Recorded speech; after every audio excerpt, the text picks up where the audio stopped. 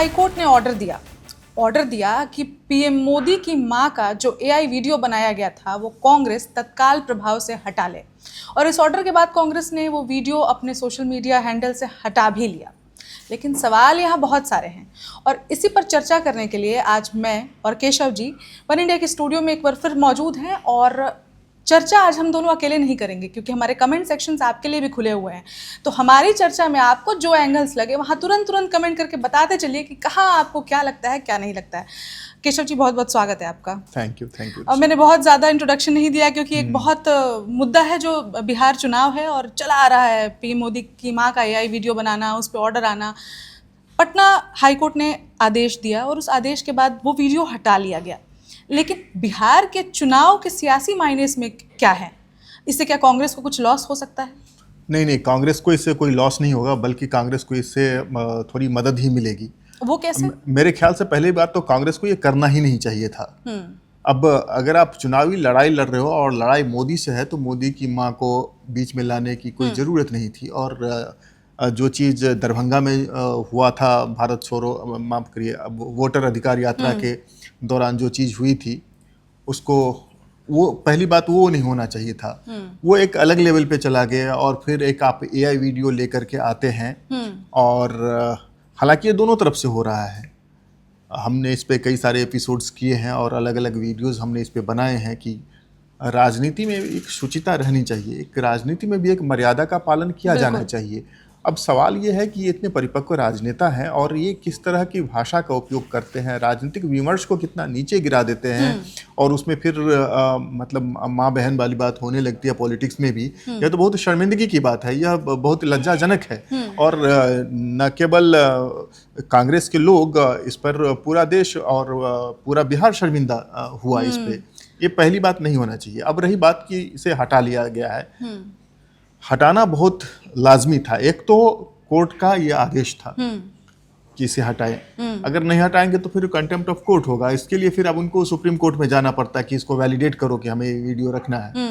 Number 1 तो ये है कि आपने जो बनाई है वीडियो वो डीप फेक है। बिल्कुल, आपने किसी का पर्सोनिफिकेशन किया है और उस व्यक्ति को आप दूसरे व्यक्ति, मतलब वो कोई है नहीं। अगर मोदी जी की माता जी अगर होती, उनका कोई वीडियो होता, उसको लीक कराया जाता तो एक दूसरी बात थी। लेकिन एक नकली इमेज को किसी व्यक्ति का रूप दे करके चलाना, ये डीप फेक है। और डीप फेक इंडिया में बैन है, पहले तो आप कर नहीं सकते हैं। बिल्कुल, हंसी मजाक में लोग उपयोग करते हैं, लेकिन इसका व्यावसायिक उपयोग पर सख्त प्रतिबंध है। और एक तरह से ये व्यावसायिक उपयोग है ना, आप बना रहे हो किसी को नुकसान पहुंचाने के लिए, अपने फायदा उठाने के लिए, ये तो होना नहीं चाहिए। और ये जो, हालांकि अपने देश में अभी डीप फेक को लेकर कोई स्पष्ट कानून नहीं है। डीप फेक से संबंधित जो शिकायतें होती है उसका निवारण भी आईटी एक्ट 2000 के अंदर ही होता है। उसमें एक सेक्शन 66D जोड़ा गया है जो इन सारी AI related, deep fake related grievances को एड्रेस करता है। इसको हटाने से कांग्रेस को फायदा क्या होगा वो मैं बताता हूँ। कांग्रेस के प्रति लोगों का एक आक्रोश था। दूसरे तरफ का जो कांग्रेस के सपोर्टर हैं वो पार्टी के हर फैसले में उसके साथ रहेंगे, लेकिन जो एक दूसरा धर रहा है जिसके मन में कहीं कांग्रेस पीछे दूर बसा हुआ है लेकिन अभी वो किसी और पार्टी को वोट दे रहे हैं, वो भी थोड़ा सा अपना रुख बदलेंगे। उनको ये बात अच्छी नहीं लग रही थी, ये क्यों किया जा रहा है, ये क्यों फैलाया जा रहा है रायता। अब ये सारी चीजें कांग्रेस को शायद थोड़ा मदद पहुंचाएंगी। अब इस पर चर्चा बंद हो जाएगी और कांग्रेस ने जो किया था उसके जवाब में बीजेपी ने भी कर दिया। और बल्कि मैं कहूंगा बीजेपी तो उनसे और 2 कदम आगे निकल गई। माफ करें, मेरे पास इस बात का कोई सबूत नहीं है कि किसने किया, बट एक राहुल गांधी और सोनिया गांधी की भी एआई जनरेटेड वीडियो नजर आ रही थी। वो भी गलत है। अगर मोदी जी की माँ का पर्सोनिफिकेशन करना गलत है तो राहुल जी की माँ का पर्सोनिफिकेशन करना भी गलत है। कि ये जो राहुल गांधी और सोनिया गांधी का जो वीडियो था, ये किसी आधिकारिक राजनीतिक पार्टी के चैनल से नहीं किया गया। लेकिन यहाँ पर पीएम मोदी की माँ का जो एआई वाला वीडियो था, डीफेक वीडियो, वो कांग्रेस के आधिकारिक ट्विटर पेज से शेयर किया गया। कांग्रेस ये गलतियां करती है, कांग्रेस ये गलतियां करती है और मुझे लगता है कि जिन्होंने भी ये किया था, कांग्रेस का जो सोशल मीडिया हैंडल संभालते हैं, उनको सामने आके ये जिम्मेदारी लेनी चाहिए और उनको माफ़ी मांगनी चाहिए। दरअसल उनको त्याग पत्र दे देना चाहिए। इतना बड़ा गुफअप नहीं हो सकता है।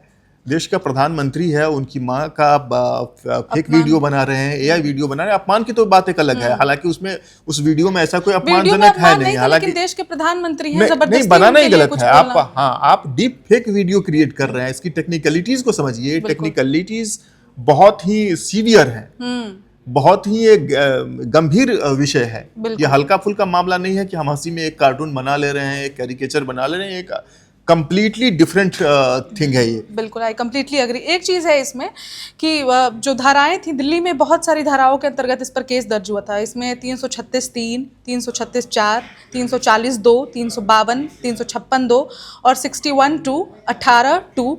ये आप लोगों के इन्फॉर्मेशन के लिए बता रही हूँ कि इतनी सारी धाराओं में ये केस दर्ज किया गया था। तो यहाँ पर मैं ये संदेश देना चाहती हूँ कि जैसे कि केशव सर ने ऑलरेडी बताया कि डी फेक वीडियो बनाना ही एक तो इलीगल है, ये तो करना ही नहीं चाहिए।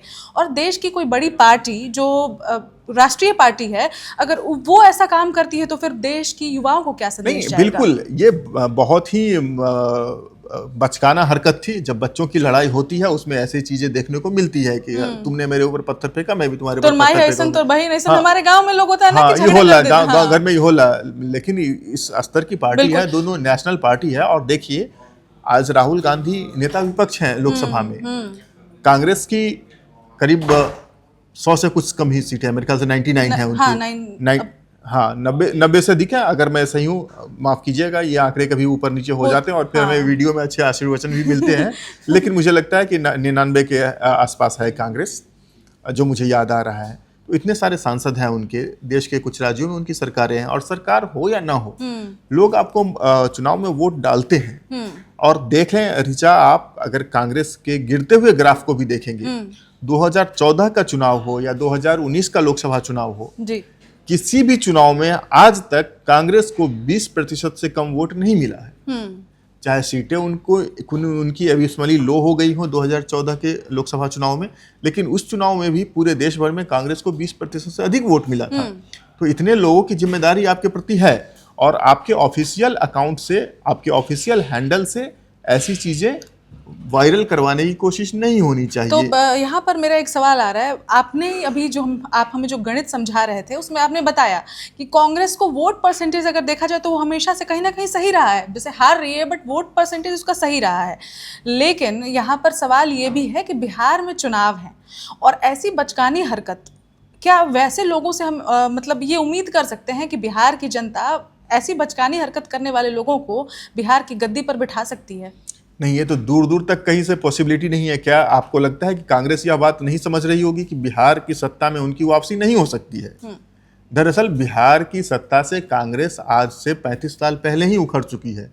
और 35 साल पहले, देखिए ऋचा, एक बात और है इसमें, देखिए चाहे कांग्रेस हो या बीजेपी, बिहार का जो राजनीतिक मिजाज है ना, ये दोनों नेशनल पार्टी उसमें फिट नहीं बैठती है।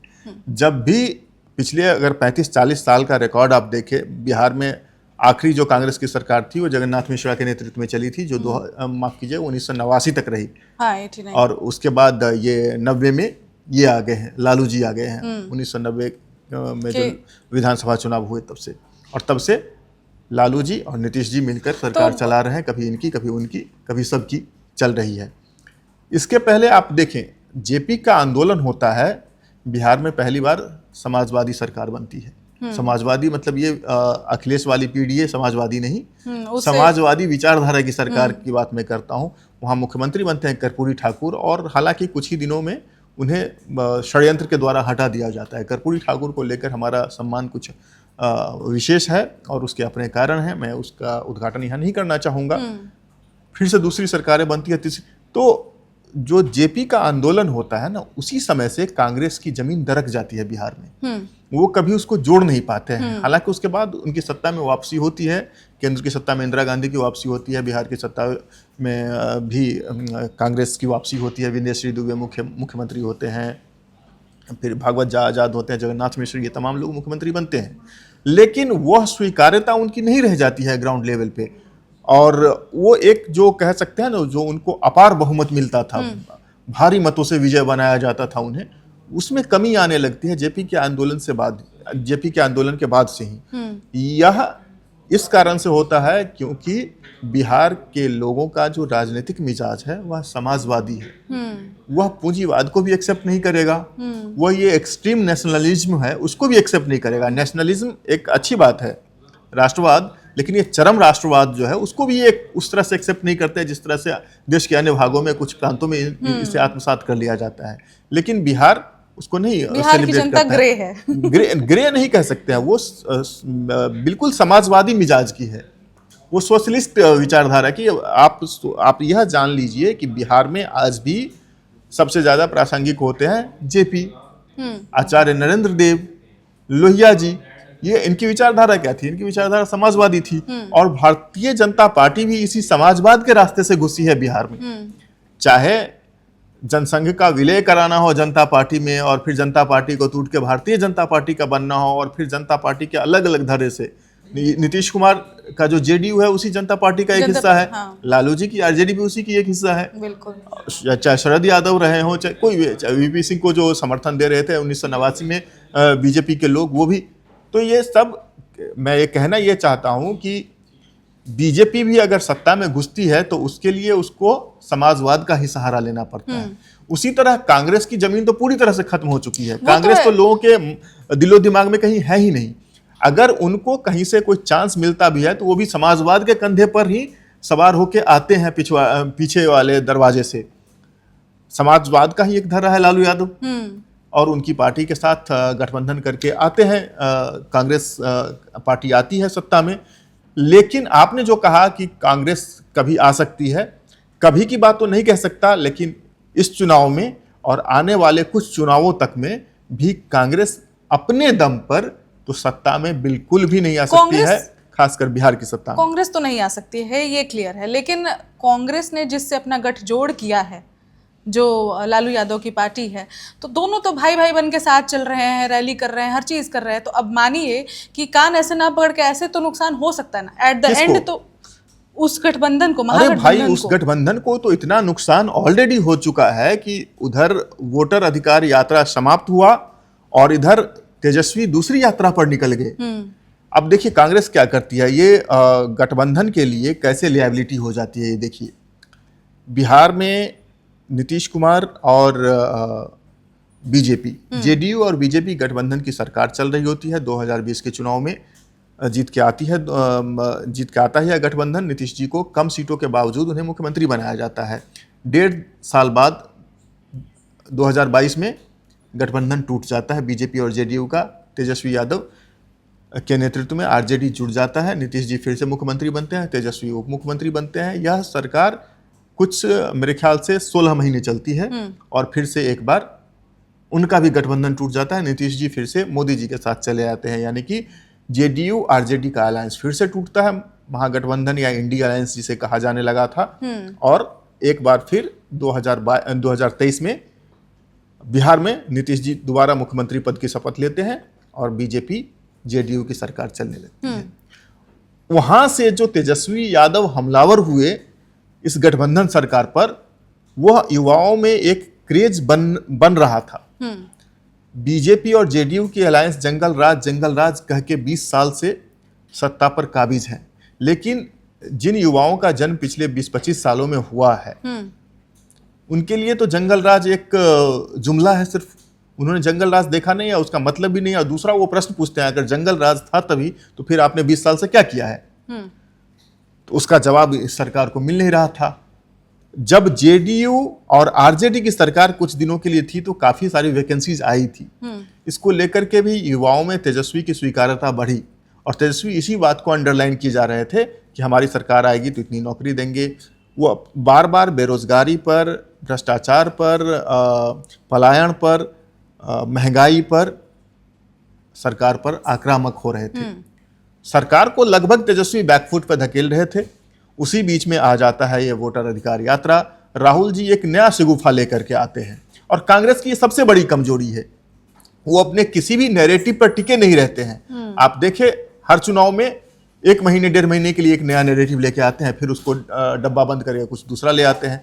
एक अगर शुरू हो गया तो उसको चलाओ। आप देखें कि 2014 का जो नैरेटिव था, दरअसल 2011 से वो सेट हो गया था, भ्रष्टाचार भ्रष्टाचार भ्रष्टाचार, और उसको कांग्रेस के जो मुखालिफ पार्टियां थी उनको खींचती रही, खासकर बीजेपी उस पर बहुत हमलावर थी, और उसी नैरेटिव को कि भ्रष्ट सरकार है, 2G हो रहा है, 3G हो रहा है, कोल घोटाला हो रहा है, ये घोटाला हो रहा है, कॉमनवेल्थ हो रहा है, स्विस बैंक में पैसे जा रहे हैं, हम आएंगे तो स्विस बैंक का सारा पैसा ले आएंगे, और इस नैरेटिव के बल पर वो सरकार में आए। लेकिन कांग्रेस क्या करती है, कुछ दिनों के लिए चौकीदार चोर है, फिर बाद में भूल गए उसको, कुछ दिन के बाद उनका अदानी अंबानी चलेगा, फिर 1-1.5 महीने के बाद फिर से कोई नया नैरेटिव लाएंगे। तो कांग्रेस की सबसे बड़ी कमजोरी रही है कि वो किसी एक नैरेटिव को स्ट्रांग करते ही नहीं है, वो पाला बदलते रहते हैं, वो स्क्वायर जंप करते रहते हैं। उनके पास खुद ही स्ट्रांग विजन नहीं है। नहीं, स्ट्रांग विजन तो है, जो चीज इनफैक्ट आप उस राहुल गांधी के उस प्रेस कॉन्फ्रेंस को देखेंगे, हालांकि उसका आधार ही बाद में गलत साबित हो गया, जो जिस CSDS के आंकड़े के आधार पर उनका प्रेजेंटेशन था वो आंकड़ा, लेकिन उसमें काफी रिसर्च था, तो विजन था। अगर आपने एक चीज आपने पब्लिक के समक्ष रखी है तो आपको उस पर टिके रहना चाहिए, आपको और हमलावर होना चाहिए। तो ये तो कांग्रेस की सबसे बड़ी कमजोरी रही है। लेकिन मैं अब जो बात कहना चाहता हूं वो ये है कि कांग्रेस के राहुल गांधी, कांग्रेस के नेता राहुल गांधी आते हैं बिहार में, वोटर अधिकार यात्रा करते हैं, और तेजस्वी यादव का जो एजेंडा था, भूख, भय, भ्रष्टाचार, बेरोजगारी, पलायन, ये सबको हाईजैक कर लेते हैं, सब साइडलाइन हो जाता है, सब कुछ नेपथ्य में चला जाता है, और वोट अधिकार, वोट चोरी जिसके बारे में लोगों को ही नहीं पता है। कई मजेदार मतलब उस पर वीडियो वायरल हो रहे हैं, महिलाओं को पूछ रहा है कि वोट चोरी हुआ आपको पता है, तो बोलते हैं ना हम तो ना रहनी सन, राहुल गांधी का वोट चोरी हो गई। हाँ, महिलाएं बोलती हैं उनका हुआ होगा, हमको तो पता नहीं है। तो ऐसी जनता से जुड़े हुए मुद्दे को पीछे धकेलकर एक नैरेटिव को आगे करना इस गठबंधन को भारी पड़ सकता था। और जैसे ही यह यात्रा समाप्त हुई, आरजेडी वापस गई होगी अपने नीति निर्माण कक्ष में, और वहां पर कोर्टरी मीटिंग हुई होगी, और वहां पर उनको ये समझ में आया होगा कि भाई ये तो गलत हो गया। तो यहाँ तक कि तेजस्वी के बड़े भाई तेज प्रताप यादव भी बार बार इस बात को खंडन कर रहे थे, और वो एक नई लाइन क्रिएट कर रहे थे कि भारत में बेरोजगारी मुद्दा है, भारत में पलायन मुद्दा है। तेज प्रताप यादव की बातों से ही सही या फिर किसी और तरह से तेजस्वी को ये लग गया, और ये बात सही है। ग्राउंड लेवल पे देखिए तो जितनी बेरोजगारी की बात को समर्थन मिल रही थी, जितने पलायन की बात को समर्थन मिल रहा था, की या फिर डोमिसाइल की जो ये पॉलिसीज थी, वो ज्यादा अट्रैक्ट कर रही थी। हाँ, बिल्कुल। तो ये सारी चीजें अट्रैक्ट कर रही थी युवाओं को, लेकिन वोट चोरी, वोट अधिकार उस तरह से लोगों को अट्रैक्ट नहीं कर रही थी।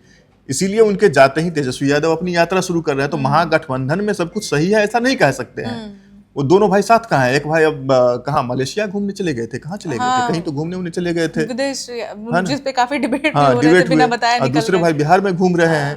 तो ये होता रहता है, गठबंधन की अपनी मजबूरियां भी होती है। अब दरअसल क्या है कि तेजस्वी को अगर मुख्यमंत्री बनना है तो कुछ ही सही कांग्रेस का सपोर्ट उसको चाहिए, इसीलिए वो गठबंधन धर्म निभा रहे हैं। और कहीं ना कहीं ये भी है कि कांग्रेस एक राष्ट्रीय पार्टी है, कांग्रेस के साथ रहने से तेजस्वी की आरजेडी को एक राष्ट्रीय स्वीकार्यता भी मिलती है। बिल्कुल। ये कॉन्वर्सेशन जो हमारा था बहुत ही इंसाइटफुल था, और हमारी जो जनता है जो बिहार का इतिहास कम जानती है, उसके लिए एक सवाल है मेरी तरफ से, जो कमेंट में आप बताइए।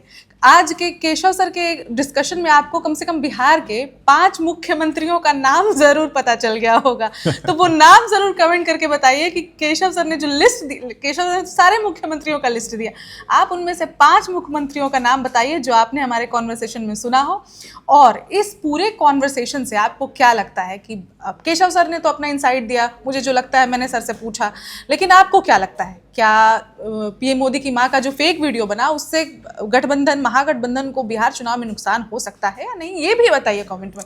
नहीं, ये भी बताइए कमेंट में, और साथ साथ कमेंट में ये भी बताइए कि अगली चर्चा आप किस मुद्दे पे सुनना चाहते हैं, देखना चाहते हैं, हम उसी पे चर्चा करेंगे। कल हमने पप्पू यादव जी पे चर्चा की थी और कमेंट्स आए थे कि यादव मतलब पप्पू यादव। मैंने सोचा था हाँ, ऐसे कमेंट्स मैंने देखे। हम नहीं कहते ही गलत बनावल जाला। बिल्कुल, हम लोग बात कर रहे थे कि पप्पू यादव मतलब लालू यादव, लेकिन कमेंट ना यादव का मतलब पप्पू यादव, ऐसा कमेंट था। तो ये चीजें मैंने भी कल देखी हैं, इस पे भी अलग से चर्चा करेंगे। पर आज का कॉन्वर्सेशन कैसा लगा ये भी बताइए, 5 मुख्यमंत्रियों के नाम बताइए बिहार के, और इस कॉन्वर्सेशन के बारे में आप क्या सोचते हैं, एआई वीडियो पर आप क्या सोचते हैं, सारे कमेंट्स करके बताइए। हम आपके कमेंट्स पढ़ते हैं और यहाँ बात भी करते हैं। बाकी देश दुनिया की और खबरों के लिए देखते रहिए वन इंडिया हिंदी। धन्यवाद। Subscribe to One India and never miss an update. Download the One India app now.